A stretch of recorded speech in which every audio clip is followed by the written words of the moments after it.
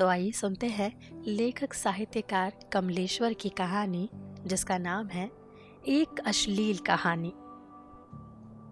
नग्नता में भयानक आकर्षण होता है। उससे आदमी की सौंदर्य वृत्ति की कितनी संतुष्टि होती है और कैसे होती है, ये बात बड़े दुखद रूप में एक दिन स्पष्ट हो ही गई। अनावृत शरीर से ना जाने कैसी किरणें फूटती है, कैसा उल्लास और कैसी तृप्ति उसमें होती है। एक एक रेखा का बांकपन नया नया लगता है।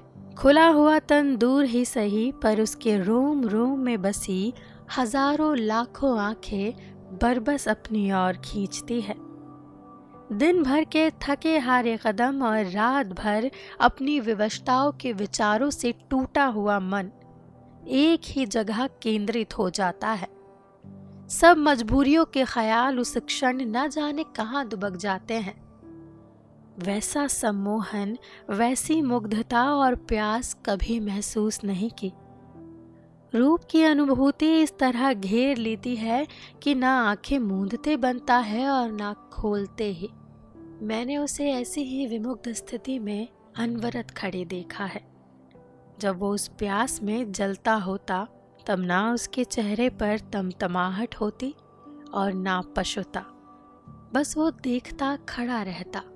कुछ देर बाद वो अपनी आंखों को बड़े जोर से मलता और वैसे ही उन पर गदेलियां रखे अपने बिस्तर पर आकर बैठ या लेट जाता। अपनी बर्बादी और मुसीबतों की बातें वो सिर्फ शाम को ही करता है। सुबह आंख खुलने के बाद उसके मन की बेचैनी और छटपटाहट सिर्फ महसूस की जा सकती है। सुबह वो ज्यादा बात भी नहीं करता। बात करता भी है तो 4-4, 5-5 मिनट बाद, जैसे उसे किसी की याद आती रहती है। उसकी सब बातें अधूरी रह जाती है, यहाँ तक कि नौकरी की भी। सुबह 9 बजे तक का समय बिल्कुल उसका अपना नहीं होता। वो कमरे से बाहर नहीं जाता। कोई मिलने आ जाए तो मुझसे मना करवा देता है।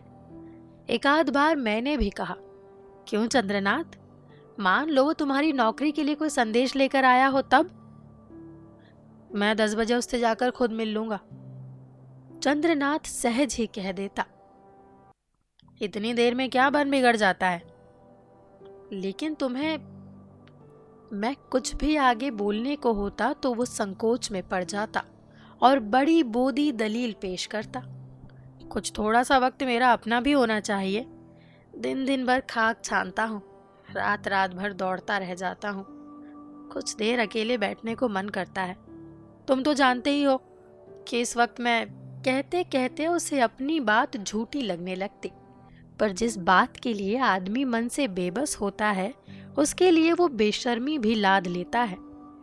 ऐसा नहीं है कि उसे इस बात का एहसास ना हो कि मैं उसकी हरकतें नहीं जानता। पहले वो तरह तरह के बहाने बनाकर खिड़की के पास होता था। अब खुलेआम खड़ा होने लगा है और इस तरह खड़ा होता है कि ये बात उसकी अपनी और नितांत वैयक्तिक है। इसमें हस्तक्षेप करने का साहस किसी को नहीं होना चाहिए।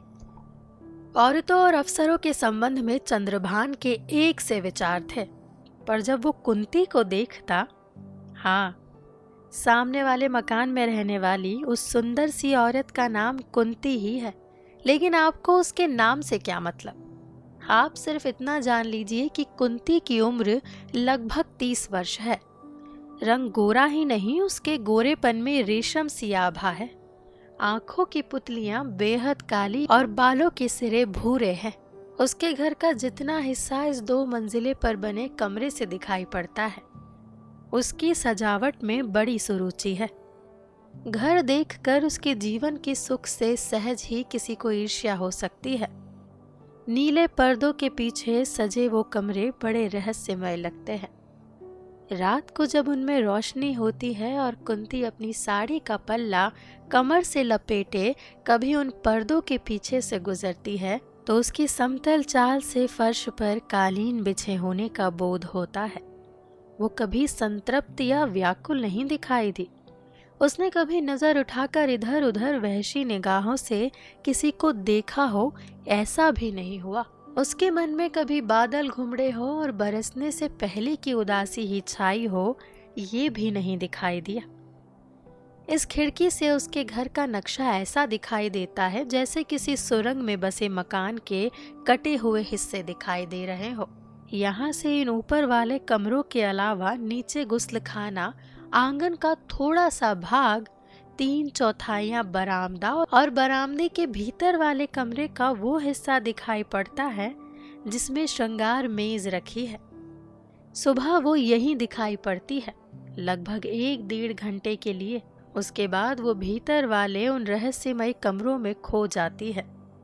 घर में 2 ही पुरुष दिखाई पड़ते हैं, जिनमें से एक उसका पति है और एक सौतेला लड़का जिसकी उम्र लगभग 20 वर्ष होगी। कुंती के पति छोटे मोटे रईस है। उन्हें कपड़े पहनने और ढंग से रहने का शौक है। इस घर में कभी दंगा, लड़ाई या मनमुटाव की छाया तक नहीं दिखाई दी। छोटे से गिरजे की तरह ईश्वरीय शांति यहाँ फैली थी और ये तीनों ही प्राणी मिशनरियों की तरह अपने अपने कर्तव्य में लगे नजर आते थे। इन कमरों से कभी ऊंची आवाज, उन्मत्त कहकहे या विलासपूर्ण जीवन की गुनगुनाहट भी नहीं सुनाई दी। पर ये शांति तूफान से पहले की थी। ये पता नहीं था कोई भी घटना इतने अप्रत्याशित रूप से सामने आएगी। इसका एहसास नहीं था। कुंती आत्मलीना थी। जब वो गुस्लखाने में नहाने जाती या वहां से निकलती तो अपने में लीन रहती।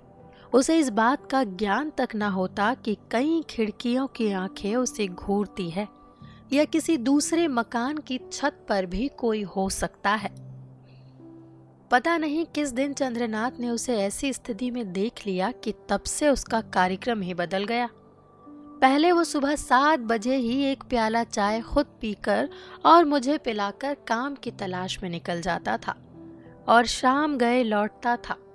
खिड़की के पास उसके अटकाव को मैं तब जान पाया जब उसने 7 बजे की बजाय 10 बजे जाना शुरू किया।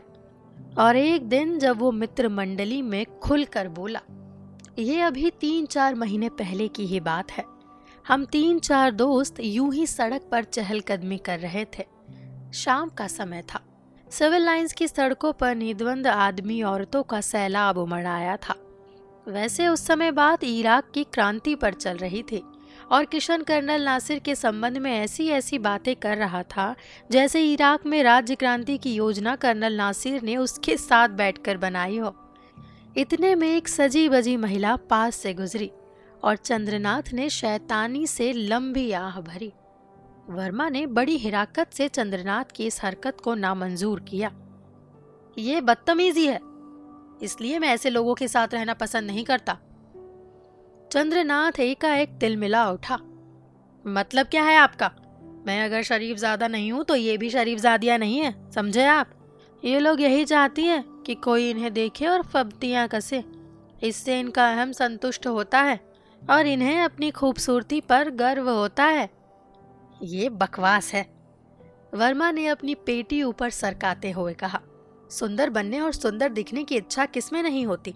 इसका ये मतलब बिल्कुल भी नहीं है कि दुनिया की सभी औरतें, ऐसी औरतें जो अपने रूप को संवार कर रखती है, चरित्रहीन है और वे आपकी निगाहों की मोहताज नहीं है। उनके पास उनके अपने आदमी हैं, उनके रूप और यौवन को सराहने वाली मन और आंखें हैं। ये तो नहीं है, चंद्रनाथ ने तेजी से कहा। यही उनके पास नहीं है। उनकी प्यास के लिए पानी नहीं है। वो और भी तेज हो आया था। मैं पूछता हूँ, इन औरतों का काम क्या है? भरे हुए घरों में ये रह नहीं सकती। शादी से पहले अलग घर के सपने इनके दिमाग में मंडराने लगते हैं। शादी के बाद ये बच्चा पैदा करने से कतराती हैं। नौकरी इनसे हो नहीं सकती। घर का काम ये कर नहीं सकती। आखिर ये करना क्या चाहती हैं? इनकी जिंदगियां हैं किस लिए? इनके सामने कौन सा आदर्श है जिसके लिए ये जीना चाहती हैं? जीने वाली बात बहुत सीधी है, बिशन ने कहा। हर आदमी जीना चाहता है। पेड़ों की जड़ें और मिट्टी खाकर जीना चाहता है। रही जिंदगी में आदर्श की बात, सो भाई जीने के लिए जीना छोटा आदर्श नहीं है। कहते कहते वो हंस पड़ा।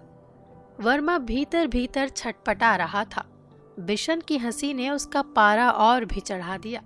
रुमाल से मुंह पोंछकर बोला, मतलब तुम्हारा ये है कि सब औरतें बेकार जी रही हैं। इनके लिए वासना और ऐश्वर्य ही सब कुछ है, यानी ये चरित्रहीन है। जी, चंद्रनाथ ने व्यंग से कहा। एक एक बात कागज पर नोट कर लीजिए, तब बात कीजिएगा। ये कसूर उनका नहीं, तुम जैसे लोगों की भूखी आंखों का है। वर्मा बोला तो चंद्रनाथ ने बड़ी हिकारत से कहा, अभी आपने औरत की भूखी आंखें देखी नहीं है। एक बार देख लीजिए तो पसीना छूट जाएगा। इनका ये श्रृंगार उसी भूख की खामोश आवाज है। आखिर इस बनने ठनने का मतलब क्या है? ये औरतें सिर्फ आदमी के लिए बनती संवरती है। क्या जरूरत है कि आप सच संवर कर शाम को ही निकले और ऐसी जगहों में आए जहां हजार निगाहें हो। इन्हें बेवक्त घरों में जाकर देखिए, मसली हुई साड़ियाँ, फीके होठ और रूखे बाल। सौंदर्य प्रियता का ये मतलब नहीं कि शाम 4 बजे आपका वो जुनून जागे। बोलते बोलते चंद्रनाथ हकलाने लगा था और उसके मुंह से शब्द साफ नहीं निकल पा रहे थे। राह चलते कुछ आदमियों का ध्यान इधर खिंचाया था। वर्मा बड़ी दबसट में फंस गया था। उसे इस तरह गर्मा गर्म तर्क करना भी बुरा लग रहा था और चुप रह जाना उसे स्वीकार नहीं था। कॉफी हाउस के पास चंद्रनाथ की बाह पकड़ कर ले जाते हुए वो बोला, यहाँ सड़क पर मत चीखो, आओ बैठकर बातें होंगी। बातचीत के उसी तूफान में हम लोग कॉफी हाउस के एक मेज के इर्द गिर्द बैठ गए। चंद्रनाथ सचमुच बहुत भरा हुआ था। ये तुम्हारी आदत है वर्मा, एक ना एक बात तुम ऐसी शुरू कर देते हो जिस पर गुस्सा आता है। सारी दुनिया के दीन, ईमान, भल मनसाहत और अच्छाई का ठेका तुमने जबरदस्ती ले रखा है। तुम्हें दुनिया में सब आदमी बुरे नजर आते हैं। तभी कॉफी आ गई और बात बदल गई, पर चंद्रनाथ उसे फिर खींच लाया। हाँ वर्मा साहब, अब कहिए, क्या कहना चाहते हैं? कुछ नहीं यार, पर तुम्हारा ये रूप देखकर बुरा लगता है। और क्या है? वर्मा ने टालने के लहजे में कहा, मुझे ऐसी औरतों से चिढ़ है। ये खोखली है, इन्हें दुनिया में सिर्फ आदमी की बाहें चाहिए। मरी हुई आत्माओं की ये लाशें बदबू करती है। इन्होंने नौजवानों को रास्तों से उतार कर गंदी खाइयों में फेंक दिया है। हताश और भटकते हुए आदमियों के बचे कुचे आदर्श और महत्वाकांक्षाएं इन सड़ी हुई औरतों ने छीन ली है, इन्हें गुमराह किया है। चंद्रनाथ का हाथ मेज पर कांप रहा था। चोट खा गया है भाई, लड़का चोट खा गया है कहीं। बिशन ने वातावरण हल्का करना चाहा, पर चंद्रनाथ पर जैसे भूत सवार था। इस फवती को नकारते हुए वो वर्मा की ओर ताकते हुए बोला, और आप मुझे नैतिकता का पाठ पढ़ा रहे हैं? उन्हें जाकर समझाइए, जो 4 बजे से मेकअप करते करते शाम को 6 बजे सिर्फ इसलिए निकलती है। इनके प्रति श्रद्धा तब हो जब हम इन्हें खेतों में काम करते देखें, इंजनों को चलाते देखें, फैक्ट्रियों में खटते देखें, बिजली घरों में पसीना बहाते देखें। हम इन्हें काम में लवलीन देखें। रंगे हुए नाखून, पुते हुए होंठ, खुले हुए पेट और आंख में कागल की लकीरें इस बात का बुलावा है कि इन्हें श्रद्धा की नहीं, सिर्फ और सिर्फ वासना की नजर से देखो। और आप मुझसे नैतिकता की बात करते हैं। अपने दिमाग के खलल के कारण मैं हर बात को दार्शनिकता का पुट देकर गंभीर बना देने के लिए मजबूर हूँ। इस बीच मैं गूंगा था। अब एक सूत्र हाथ आया तो मैं बोल ही पड़ा। नैतिकता या सहज संयम व्यक्ति के हाथों से बाहर है। सामाजिक और व्यक्तित्व आचरण के स्तर आदमी ने समाज के संदर्भ में बनाए हैं, और हमेशा की तरह मैं अपनी ही बात में उलझ गया। पता नहीं क्या हो जाता है कि सोचता हूँ तब सब साफ साफ दिमाग में होता है, और बोलते ही साफ बात भी उलझ जाती है, और मैं ये महसूस करता हूँ कि जो कहना चाहता था वो नहीं कह पाया। ऐसे मौकों पर बिशन नहीं चूकता। मेरी बात को बड़ी व्यंग्यपूर्ण मुद्रा से सुनते हुए उसने कहा, हाँ भाई, अब गीता प्रवचन आरंभ हुआ। अर्जुन सुनो। और उसने चंद्रनाथ की बाह हिलाकर मेरी ओर मुखातिब कर दिया। आप भी कहिए, चंद्रनाथ ने मुझसे कहा। ऐसे में मेरी हालत बहुत पतली हो जाती है। पर चुप रहकर अपनी मजबूरी या बेवकूफ़ी का प्रदर्शन करूं, ये बर्दाश्त नहीं होता।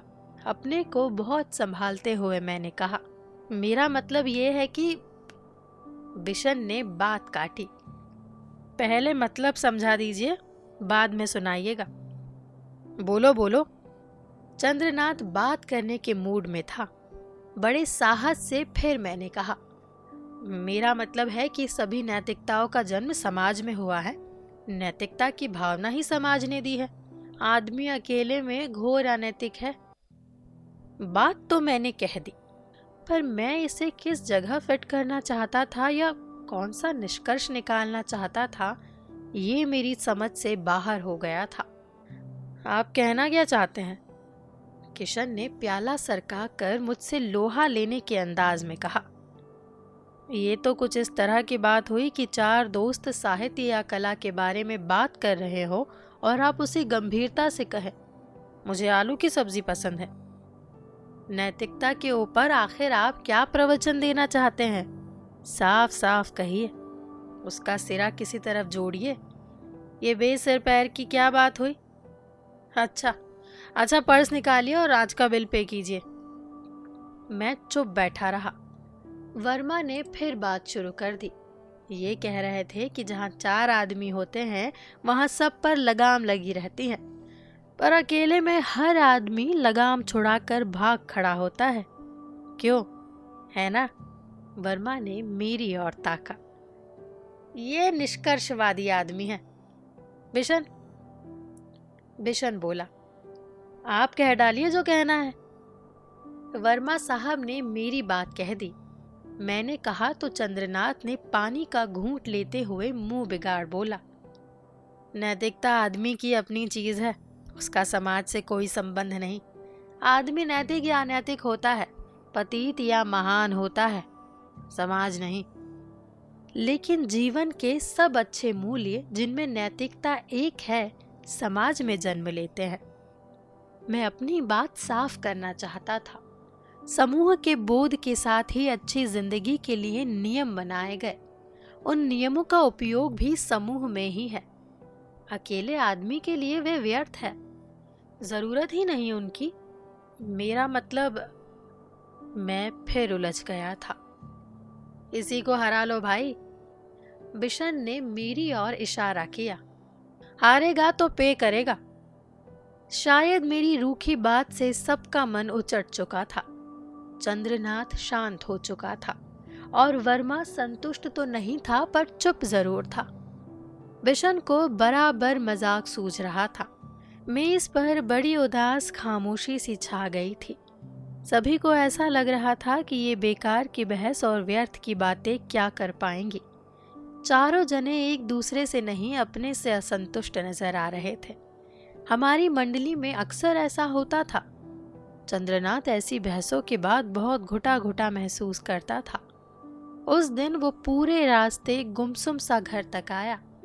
शायद उसे सुबह का इंतजार था। कुंती के घर की ओर चंद्रनाथ का आकर्षण बढ़ता ही गया और उस दिन से चंद्रनाथ की हरकतें और भी खुलती गई। मैंने देखा वो डायरी लिखने लगा था। एक दिन चोरी से मैंने उसकी डायरी निकाल कर पढ़ी। कुछ पन्नों पर पहले की लिखी इबारत थी जिसमें खर्च इत्यादि का वृत्तांत था। कुछ कोरे पन्नों के बाद जो कुछ भी लिखा था उसे पढ़कर रोमांच हो आया, साथ ही गुस्सा भी आया और दुख भी हुआ।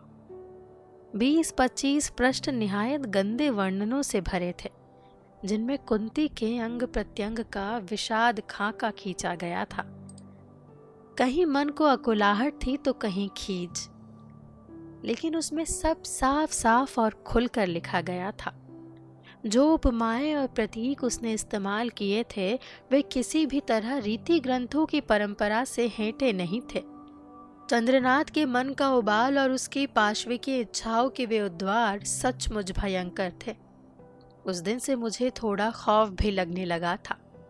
किसी भी आदमी का क्या पता, कहीं ये कुछ ऐसा वैसा ना कर डाले।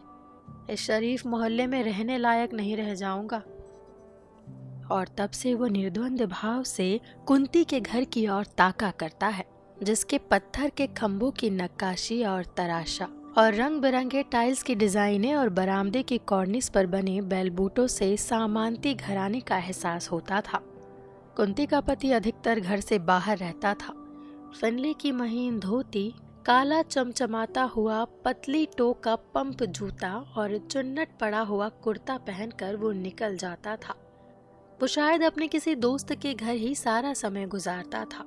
वो जुआ खेलने का शौकीन था और जब हार कर आता तो उंगलियों के बीच में सिगरेट दबाए मुट्ठी बांधकर बड़े लंबे कश खींचता। उसकी धोती की कांच ढीली होकर झूलती होती। उसका सौतेला लड़का इन सब बातों की ओर से उदासीन था और कुंती निश्चिंत से अपना दिन शुरू करती। वो आत्मलीना कुंती चंद्रनाथ का एक कार्यक्रम बन गई थी। रोज सुबह 8 बजे के करीब वो गुस्लखाने में जाती और 10-12 मिनट बाद नहा कर निकल जाती। उन्हीं भीगे कपड़ों में वो बरामदे में पड़े तख्त पर खड़ी होती और बड़े ही भूले भूले ढंग से बिल्कुल बेफिक्र होकर एक एक कपड़ा उतारती जाती। चंद्रनाथ सांस रोके वहीं खिड़की पर खड़ा होता। कपड़े उतार कर वो अपने अंग प्रत्यंग को बड़े चाव और गौर से देखती। बड़े इत्मीनान से वो तौलियों से पानी सुखाती और उसी अवस्था में भीतर श्रृंगार मेज पर चली जाती। चंद्रनाथ की एकाध बहुत गहरी सांसें सुनाई पड़ती। चंद्रनाथ की एकाध बहुत गहरी सांसें सुनाई पड़ती और उसका अंग अंग थिरकता होता। वो पैर बदल बदल कर खड़ा होता, सूखे गले को थूक निगल निगल कर तर करता और जब तक कुंती अपने कपड़े पहनकर उस कमरे से ओझल ना हो जाती वो अपलक उधर ताकता रहता। उसके आते जाते ही वो हथेलियों से आंखें रगड़ता और वैसे ही आंखें मूंदे हुए अपनी खाट पर गिरता। अनजाने ही कुंती उसके अस्तित्व पर छाती जा रही थी। हमारे कमरे में जैसे वो हर समय उपस्थित रहती। कभी कभी लगता कुंती अपने घर में बड़ी उदास और कलांत है, जैसे उसने अपना मुंह सी रखा है और अब उसने अपनी समस्त आत्मचेतना अपने शरीर पर केंद्रित कर रखी है। हर रोज नहाने के बाद वो अधिक आत्मलीन दिखाई पड़ती, जैसे वो अपने शरीर के रोम रोम में पानी देती हो और प्रतिदिन उत्सुकता से अपने विकास को निहारती हो। बड़े ही हल्के हाथ से वो शरीर पोंछती, तन के एक एक अंग को सहेज सहेज कर रखती। शायद उसका तन किसी की प्रतीक्षा में हो, शायद उसने किसी को वचन दिया हो कि ये ढलने नहीं पाएगा। मैं तन मन से तुम्हारी प्रतीक्षा करूंगी, जैसा छोड़ कर जा रहे हो वैसा ही पाओगे। एक रोम तक इधर से उधर नहीं होगा। जिस तन्मयता और एकाग्र भाव से वो ये सब करती, उसमें ना जाने ऐसी कौन सी बात थी कि मन छटपटाने लगता था। श्रृंगार मेज पर खड़ी होकर वो सारे शरीर पर पाउडर छिड़कती और एक एक मोड़ को ध्यान से देखती। कपड़े पहनते ही उसकी ये तन्मयता समाप्त हो जाती थी। वो एकदम कोई दूसरी औरत हो जाती। कभी कभी वो शीशे के सामने खड़े होकर बाल संवारते हुए 3-4 बालों को पकड़कर उनमें से एक तोड़कर पल भर देखती और फेंक देती। निश्चय ही वो सफेद बाल होता होगा। सचमुच तब उसे कितनी ठेस लगती होगी। उस क्षण उसके मन में कैसी बेबसी व्याप्ति होगी। उसके मुख पर क्या क्या भाव आते जाते होंगे। ये काफी स्पष्ट ना हो पाया। शायद उसकी आंखों के कोरे गीली हो आई हो या एक बहुत गहरी सांस निकली हो, पर दीवारों की वो दूरी न उन भीगी आंखों को देखने देती थी और न पीड़ा से भरी आवाज ही इस पार आ पाती थी। चंद्रनाथ में इधर बहुत अंतर आ गया था। अनजाने ही वो कुंती के पति की आलोचना करने लगा। वो जुआरी है, सुबह से रात तक जुआ खेलता है और जाने कितने ऐब उसमें होंगे। पीता होगा, कभी पत्नी से ठीक तरह बात नहीं करते देखा। मुझे तो शक है कि ये उसकी बीवी भी है या नहीं।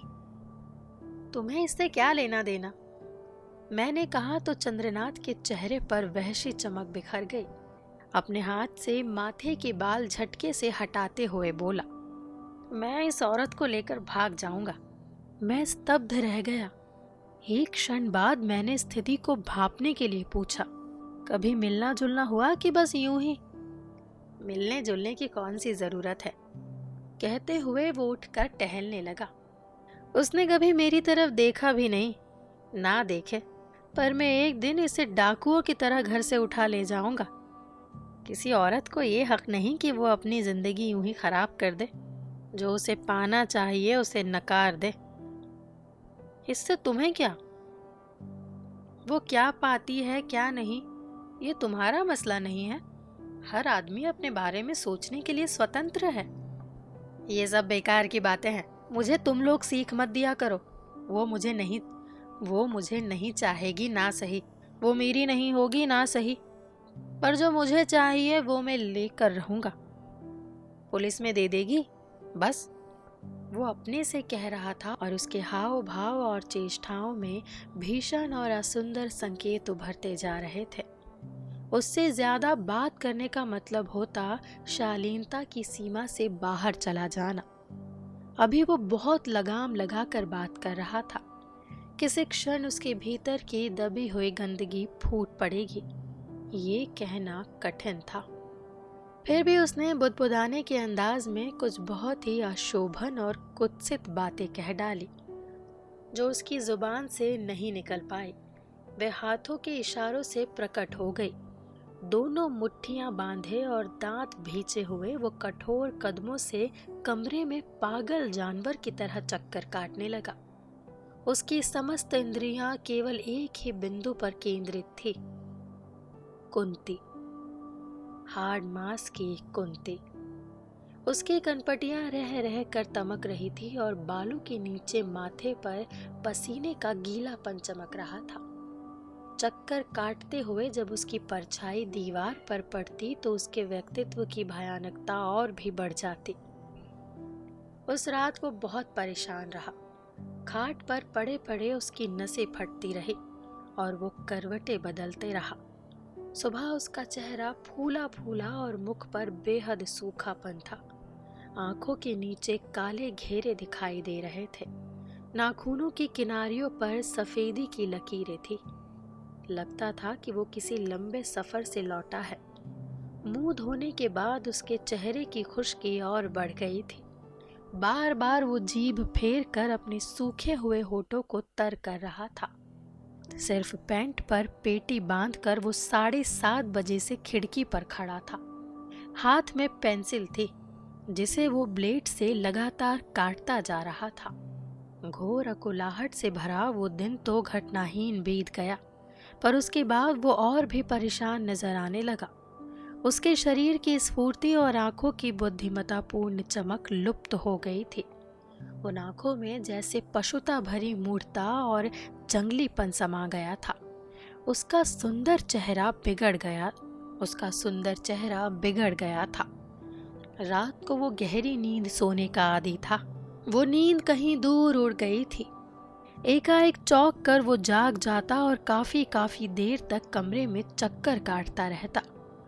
अभी तक वो अपने कपड़े लापरवाही से इधर उधर अलमारी के कोनों या बक्सों पर लटका या फेंक दिया करता था। अब वे कोनों में रखे हॉलडॉल की जेबों में रखे जाने लगे। वो अपने पहने हुए कपड़े बहुत एहतियात से छिपा कर रखता।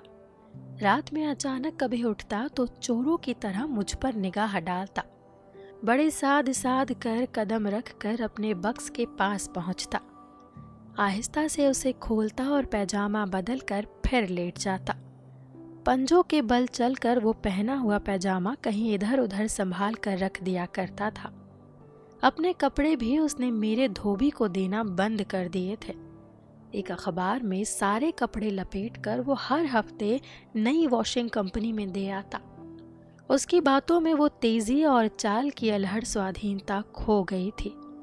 सुबह खाट पर पड़े पड़े वो अंगड़ाइयां लेता और थके कदमों से उठकर इधर उधर के काम करता। इतवार का दिन अकस्मात कुंती के घर में कुछ हलचल दिखाई दी। चंद्रनाथ सुबह 7:30 से 9:30 बजे तक खिड़की की दरार से आंखें फाड़े देखता रहा, पर वो नहाने नहीं आई। धीरे धीरे जब वो हताश हो गया तो मेरे पास आकर बोला, सामने वाले घर में कोई बात हो गई? क्या बात हो सकती है?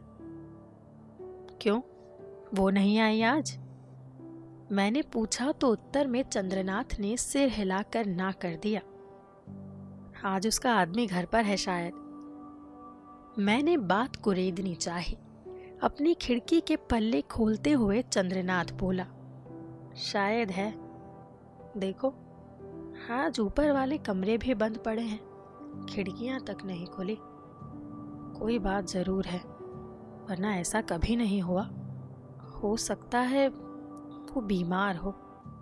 कुछ सोचते हुए उसने कहा, तुमने कुछ ऊंची ऊंची आवाजें नहीं सुनी? मैंने ध्यान नहीं दिया। उधर वाली गली में एक टैक्सी आकर रुकी थी। शायद किसी के जाने के लिए बुलाई गई थी। आधा घंटा रुककर टैक्सी खाली ही वापस चली गई। उसका आदमी घर से निकला था। टैक्सी वाले खड़े होने के कुछ पैसे देकर वो तेजी से घर में लौट गया था। चंद्रनाथ चिंतापूर्ण ढंग से सब बातें बता रहा था। एक बार ऊपर वाले कमरे की खिड़की खोलने की कोशिश की गई, पर उसके पति ने झटके से उसे बंद कर चटरनी चढ़ा दी। आखिर खिड़की क्यों नहीं खोलने दी? अब मैं क्या बताऊं? कुछ खींचते हुए मैंने कहा। चंद्रनाथ ने मेरी खींच पर ध्यान ना देते हुए बात जारी रखी। कुछ तेज तेज बातें भी हुई है।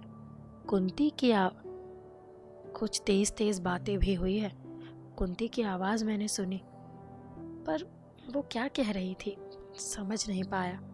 कोई बात जरूर है, कहकर वो चिंतातुर सा कमरे में चक्कर काटता रहा। हमारी ये बात हो रही थी कि कुंती के घर से अजीब अजीब आवाजें आने लगी। कुछ भी साफ नहीं सुनाई दे रहा था। बंद कमरे में उसकी और उसके पति की आवाजें गूंज रही थी। गिरजे सा शांत वो घर अचानक कोलाहट से भर गया था।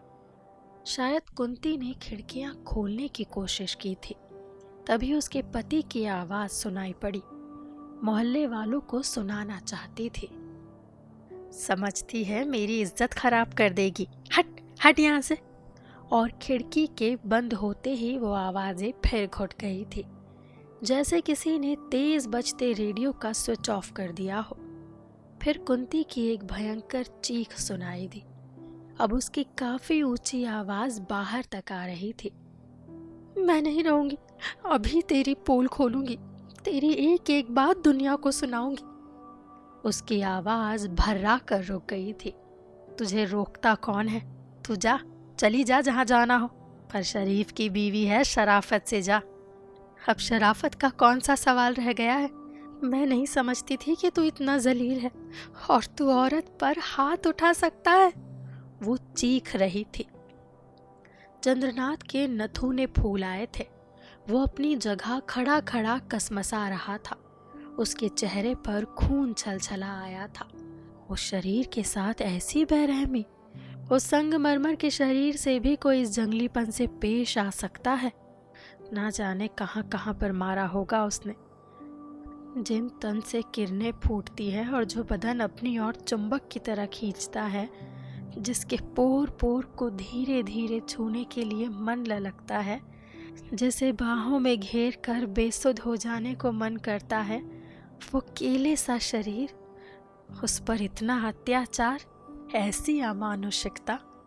अपनी आस्तीनें चढ़ाता हुआ वो बोला, आओ चलकर जरा देखे उस बदमाश को। अरे हम जाकर क्या कर लेंगे, दरवाजे बंद है, मैंने जवाब दिया। दरवाजा तोड़कर नहीं घुसा जा सकता? आओ, वो बोला। नादानी नहीं करते, समझे तुम? ये उनकी आपसी लड़ाई है, थोड़ी देर बाद सब ठीक हो जाएगा। वो उसी आदमी की गोद में सिर छिपा लेगी और वही आदमी उसे फिर प्यार करेगा, समझे? मैंने कहा तो चंद्रनाथ को बहुत बुरा मालूम हुआ। वो मेरे कथन की चित्रात्मक स्थिति को स्वीकार नहीं कर पा रहा था। उसके भिजे हुए होठों से लगता था कि यदि कुंती ने उस आदमी को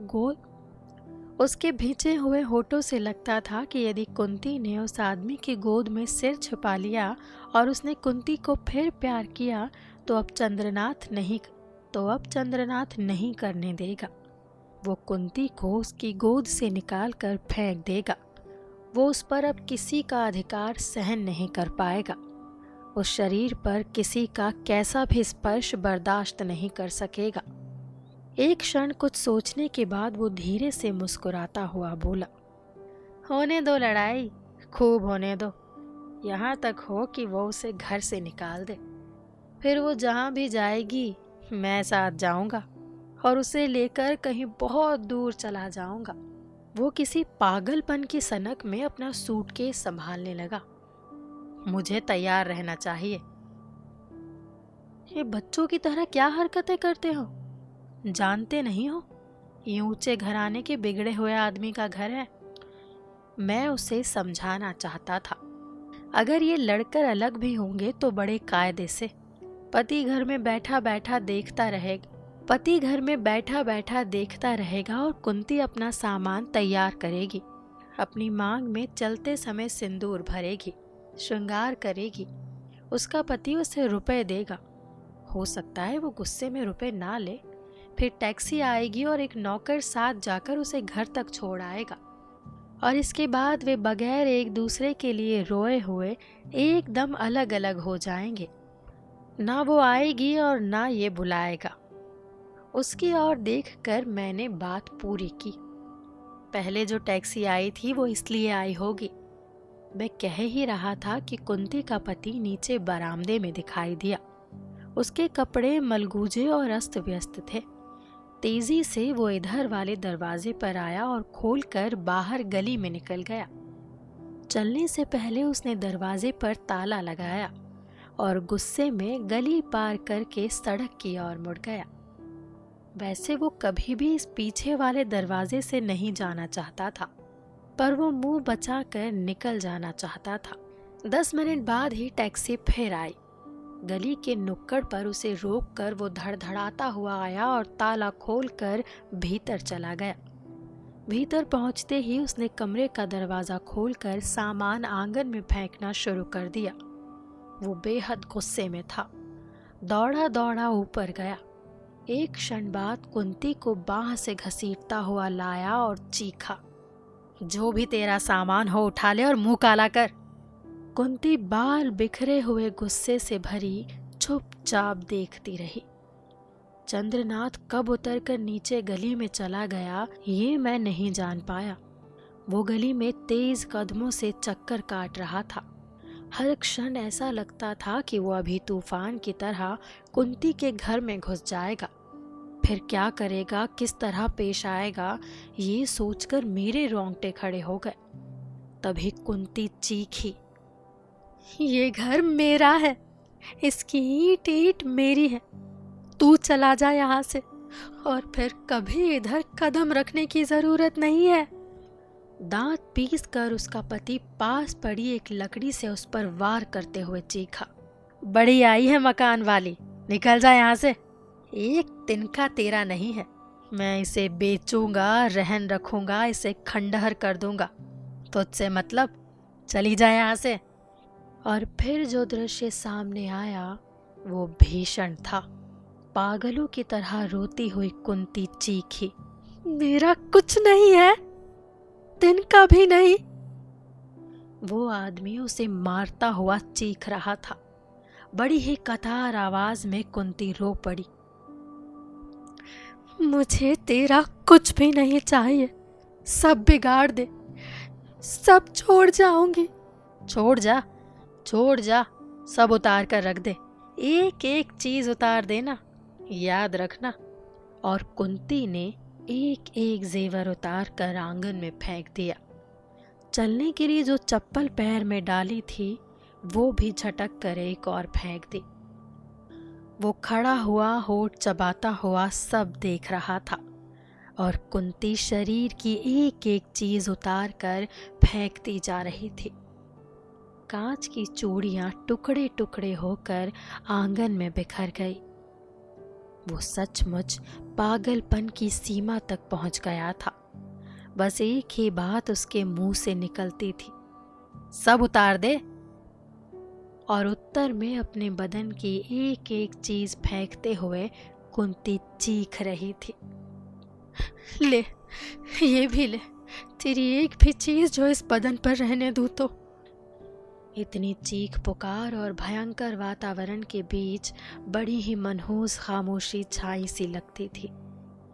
मैं हतबुद्धि सा खड़ा रह गया और गली में चंद्रनाथ वहशियों की तरह चक्कर काटता हुआ लगातार घूम रहा था। उसके कदमों से गली गूंज रही थी, पर उस गूंज में दहशत भरी थी, कहीं कोई खून ना हो जाए। अब कुंती दरवाजे के बाहर पैर रखने ही वाली है और चौखट के बाहर कदम रखते ही चंद्रनाथ उसे बांस की तरह दबोच लेगा। देहरी से बाहर आते ही उसके सारे रिश्ते समाप्त हो जाएंगे। यही तो कह रहा था चंद्रनाथ। हो सकता है चंद्रनाथ और कुंती दोनों ही उसके पति के हाथों मारे जाए। उस पर खून सवार है और चंद्रनाथ पर पाशविक वासना। मैं तुझे नंगी करके निकालूंगा, कुंती का पति क्रोध से कांपता हुआ चीख रहा था। तू मुझे जलील करना चाहती है? तुझे जलीलों की तरह गली में ना निकाला तो अपने बाप का नहीं। उतार साड़ी, ये तेरे बाप ने दी है। उतार साड़ी और निकल यहाँ से। और अब कुंती का पैर चौखट पर था। अभी एक कदम भीतर है, उसके बाल बिखरे हुए हैं और उस संगमरमरी शरीर पर सिर्फ एक साड़ी है। वो अपनी बाहें छाती पर भींचे हुए हैं। एक और की साड़ी खुलकर लटक गई है और उसकी चोट खाई पिंडलियां गाजर के गूदे की तरह चमक रही है। चंद्रनाथ लपक कर कुछ कदम आगे बढ़ाया। वो चीते की तरह उछलकर झपटना ही चाहता था कि ठिठक गया। कुंती के कदम अपनी डेहरी पर अटक रहे हैं। वो बुरी तरह कांप रही है और बदहवास सी चारों ओर देख रही है। उसने छाती पर अपनी बाहें और भी कड़ी कर ली है। पैर के फूटे हुए अंगूठों से खून बह आया है। क्रोध के आवेश में उसके पति ने उसे एक धक्का दिया और अटकता हुआ पैर संभालती हुई वो हाथों के बल जमीन पर आ गिरी। साड़ी का पल्ला छाती से सरक गया और उसका आधा शरीर नंगा हो गया। चंद्रनाथ पत्थर की मूरत की तरह निश्चल खड़ा आंखें फाड़े देख रहा था। उसके पैर जड़ हो गए थे। कुंती संभल कर एक क्षण में उठी और गली में उतर गई।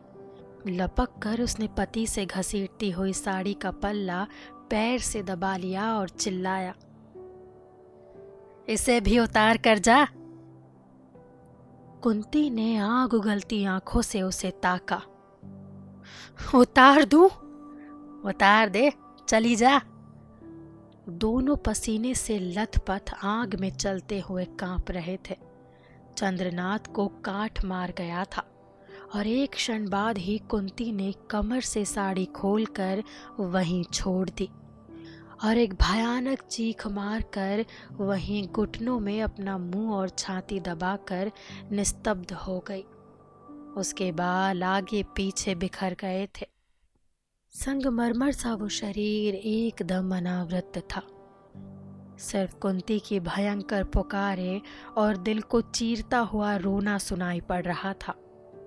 चंद्रनाथ बाज की तरह झपटा। ये क्या किया?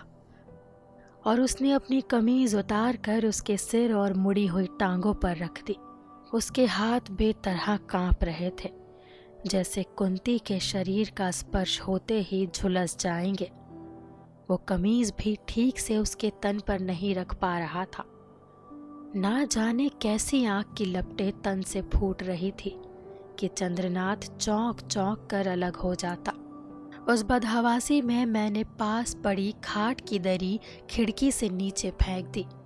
चंद्रनाथ थरथराता हुआ हकला हकला कर बोल रहा था, इसे ढक लो, इसे ढक लो। और पागलों की तरह कुंती जोर जोर से सिर हिलाकर नहीं नहीं बस यही करती जा रही थी। मैं तुम्हारे पैर पकड़ता हूँ, इसे ढक लो। ये कहते हुए चंद्रनाथ ने वो दरी उसके ऊपर डाल दी और एक झटके में कुंती ने उसे फेंक दिया। मैं उतरकर नीचे पहुंच गया था। गली में बढ़ती हुई भीड़ देखकर चंद्रनाथ के हाथ पैर फूल आए थे। तू हट जा यहाँ से, कुंती जोर से चीखी। चंद्रनाथ की समझ से सब बाहर हो गया था।